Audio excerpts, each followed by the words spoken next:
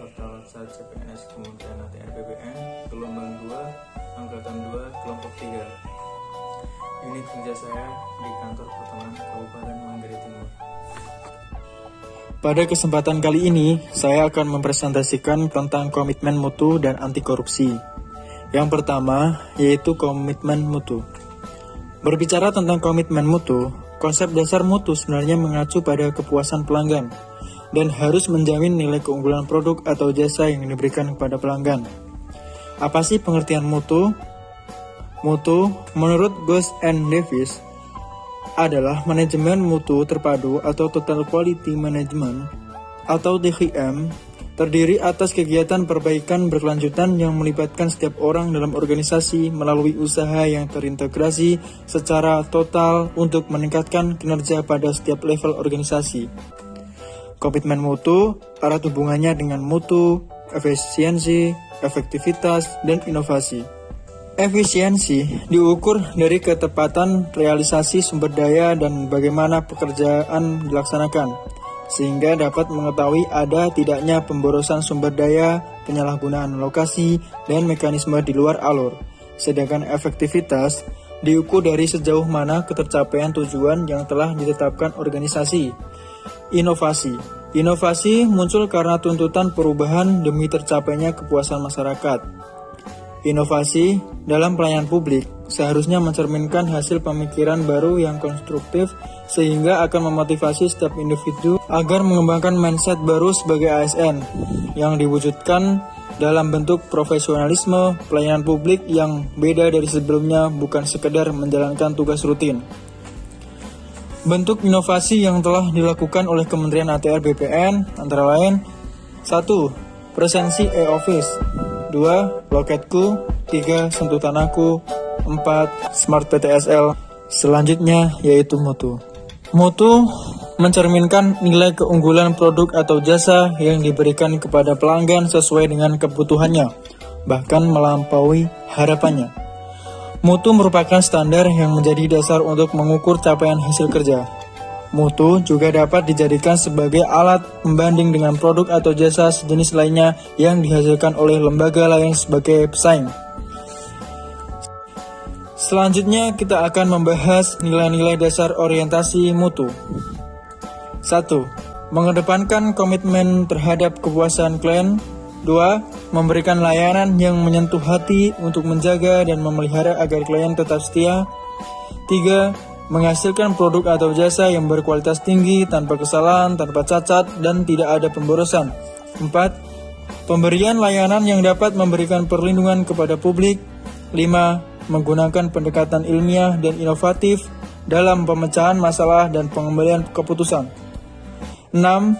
Melakukan upaya perbaikan secara berkelanjutan melalui berbagai cara, antara lain pendidikan, pelatihan, pengembangan ide kreatif, kolaborasi, dan benchmark. Strategi pelaksanaan manajemen mutu. Pertama, menyusun program kerja jangka panjang yang berbasis mutu. Kedua, membangun pola pikir pegawai terhadap budaya mutu.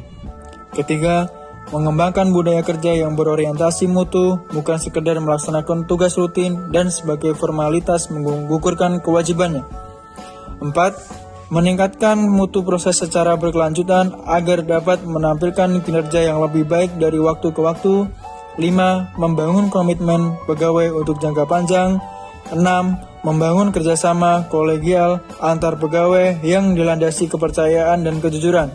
7. Memfokuskan kegiatan pada kepuasan pelanggan baik internal maupun eksternal. 8. Beradaptasi dengan tuntutan perubahan. 9. Menampilkan kinerja tanpa kesalahan, tanpa cacat, dan tidak ada pemborosan. 10. Menjalankan fungsi pengawasan secara efektif untuk mengawal keterlaksanaan program kerja. 11. Pendekatan desentralisasi yang memberikan wewenang di semua tingkat sehingga antusias keterlibatan dengan tujuan bersama menjadi kenyataan. Nilai-nilai dasar yang selanjutnya adalah nilai dasar anti korupsi. Akhir-akhir ini, berita tentang korupsi semakin banyak. Korupsi merupakan penyakit yang dapat saja menyerang semua kalangan. Secara pengertian, tindak pidana adalah suatu perbuatan yang diancam dengan pidana oleh undang-undang bertentangan dengan oknum, dilakukan dengan kesalahan oleh seseorang yang mampu bertanggung jawab. Sedangkan pengertian dari korupsi yaitu tindakan pejabat publik, baik politisi maupun pegawai negeri, serta pihak lain yang terlibat dalam tindakan itu yang secara tidak wajar dan tidak legal menyalahgunakan kepercayaan publik yang dikuasakan kepada mereka untuk mendapatkan keuntungan sepihak. Korupsi memiliki beberapa definisi antara lain, menurut KBBI artinya busuk, palsu, suap, penyuapan, pemalsuan. Menurut Kamus Hukum artinya buruk, rusak, suka menerima uang sogok, menyelewengkan uang atau barang milik perusahaan atau negara, menerima uang dengan menggunakan jabatan untuk kepentingan pribadi. Penyelewengan atau penggelapan uang negara atau perusahaan sebagai tempat seseorang bekerja untuk keuntungan pribadi atau orang lain. Menurut The Lexicon Webster Dictionary, artinya kebejatan, ketidakjujuran, tidak bermoral, penyimpangan dari kesucian. Penyebab korupsi, yang pertama, penegakan hukum tidak konsisten. Yang kedua, penyalahgunaan kekuasaan atau wewenang. Yang ketiga, langkanya kelingkungan yang anti korupsi. Keempat, rendahnya pendapatan penyelenggara negara. Kelima, kemiskinan, keserakahan, dan ketidakpedulian. Keenam, keuntungan korupsi tidak sebanding dengan hukuman bila ketahuan.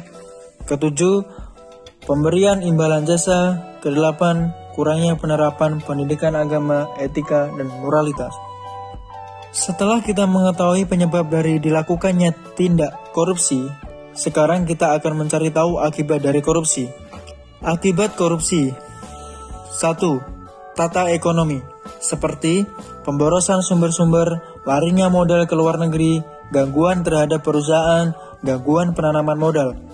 2. Tata sosial budaya, seperti revolusi sosial dan ketimpangan sosial. 3. Tata politik, seperti ketidakstabilan politik, pengambil alihan kekuasaan, hilangnya bantuan luar negeri, hilangnya kewibawaan pemerintah. 4. Tata administrasi, seperti tidak efisien, kurangnya kemampuan administrasi, hilangnya keahlian, hilangnya sumber-sumber negara, keterbatasan kebijaksanaan pemerintah, dan pengambilan tindakan-tindakan represif. Selanjutnya, langkah pencegahan korupsi. Terdapat dua cara untuk mencegah terjadinya korupsi, yaitu 1. Perbaikan sistem. Bisa dilakukan dengan peraturan perundang-undangan, reformasi birokrasi, menegakkan etika profesi dan tata tertib lembaga pemerintahan, penerapan prinsip good governance. Yang kedua, perbaikan diri sendiri. Bisa dilakukan dengan memperbaiki moral, meningkatkan kesadaran hukum, mengentaskan kemiskinan, memilih pemimpin yang bersih, jujur, dan anti korupsi. Sebagai ASN, kita harus memastikan adanya kesadaran anti korupsi terlebih dahulu, hingga muncul niat memberantas atau anti korupsi. Kemudian, mempelajari secara detail tentang delik dan modus korupsi. Kesadaran diri anti korupsi sebaiknya dibangun melalui pendekatan spiritual. Dengan begitu, kita dapat mewujudkan ASN anti korupsi.